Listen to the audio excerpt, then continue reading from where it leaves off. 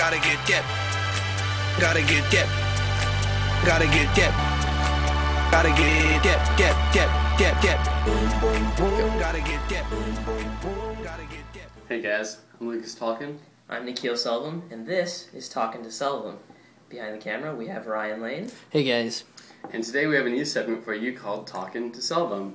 This segment is based on the obvious pun on my last name, Talken, as in talking, and the not-so-obvious pun on Nikhil's last name, Selvam, to sell them.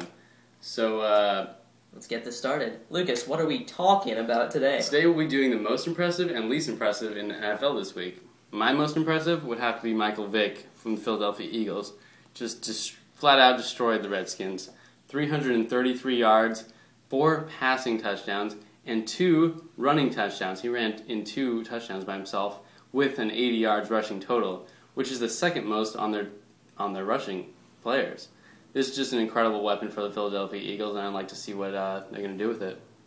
What's your most impressive? My most impressive was actually a play by Jets wide receiver Jericho Cotchery. So in the play, he's running his route into the middle of the field when he pulls his groin, and so he starts limping. But the play keeps going, and Mark Sanchez their quarterback doesn't really see him pull his groin. So he throws it to Jericho Cotchery.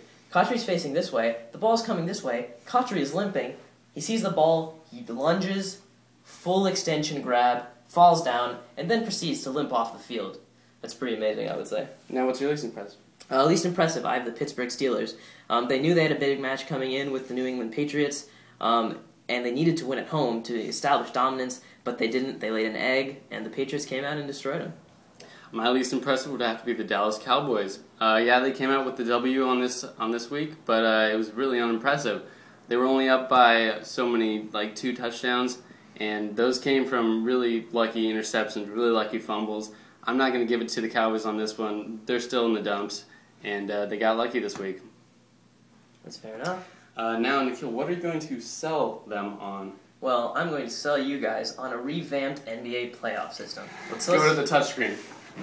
Yes, indeed, the touchscreen. All right, now here we have the regular NBA postseason laid out right here for you. There's the 8 teams in the East Conference and the 8 teams in the West Conference paired up to their respective teams. Right, so seeds. So this system, there's a lot of changes going on, and it's going to involve all teams eventually when I'm done. But right now we're looking at, instead of 8 teams from each conference, just take the best 16 teams overall. So as you can see in past years, the problem has been this 9th and 10th team in the West have been better than the lower seeds like the 7 and the 8 seed in the East. So instead of ranking them by where they place in their conferences, we should start ranking them by where they place in the league overall. That's right. So if you flip these over, instead of listing where they are in the West and the East, we say where they are in the league overall. Now what you'll notice is that the 7 and 8 seeds in the East are number 17 and 18 in the league, whereas the number 9 and 10 seeds in the West are numbers 15 and 16, so they would be ranked in the playoffs, whereas these people wouldn't even actually make the playoffs.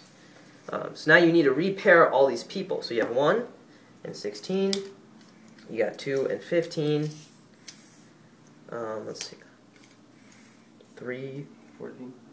3 and 14, 4 and 13 right there, 5 and 12. 5 and 12, 6 and 11. 7 and 10, 8 and 9. 8 and 9. So these are all the matchups you'd have, and you'd have 16 teams, 17 teams actually, how these two are at. So these 17 and 18, who are the 7 and 8 seeds in the East, are actually not in the playoffs at this point. But I think there is a way to actually get all these people involved. All the other teams, if you look down here in the league, teams ranking 18 and below, all the way down to 30, because there's 30 teams in the league. Now, the way to get all these teams involved would be to do something like this. These 15 and 16 seeds, don't guarantee those. You bring those down here, and I'll explain why in a second. So you only guarantee the top 14 seeds.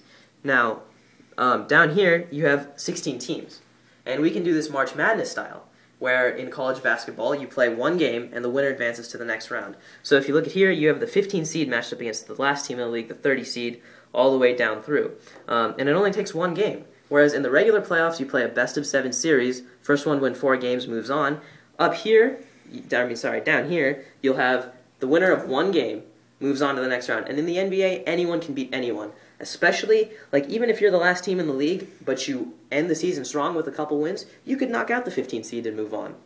So how this works is, the winner of this game will play the winner of this game, so on and so forth, until from this field emerge 2 winners. Let's say that it's this 21 seed and the 19 seed. So if that happens to happen, these 2 teams, which would normally have no shot of getting into the postseason in the normal system, become the 15 and the 16 seed up here. That way, everyone is active at the end of the season. Everyone's playing for something. Teams aren't just tanking to get a higher lottery pick, and it increases revenue for everyone because teams have more games to play at the end of the season. That's right. Well, Nikhil, let's see if you sold them on that one. Yes. So please email us at Talken2Selvam@gmail.com. Let me know if I sold you. We need responses, otherwise we won't know. And while you're there, please leave your caption for Caption of the Week. Alright, so this is Create Your Caption. Each week we put up a picture, and we give you our caption for that picture, and then we like to hear from you guys what caption you think would be fitting for the picture. So as you can see in this week's picture, we have a statue in the middle. This was taken at a P.F. Chang's. And on the left is a guy who kind of looks like Ryan, but that's actually not Ryan. So you can use either one of those 2 things in your caption. The caption that we've come up with for this picture is P.F. Chang's 42 hike. We'd like to hear what you can come up with. And we definitely want to hear from you guys, because last week we asked for captions and we only got a handful of responses. So we would really love to hear from you. We're going to put up last week's picture right now, so you can respond to that if you haven't, since we only got a few responses to that one. Please email us at Talken2Selvam@gmail.com with your captions, and when you do, we'll sort through them, we'll find the best ones, and we'll put them up next week. So we'd really love to hear from you. Send in captions for either one of these 2 pictures, or preferably even both of these 2 pictures, and we'll put those up next week. Thanks for watching, guys. This has been Talken2Selvam, Episode 4. Tune in next week, and we'll see you then. Talken2Selvam, out.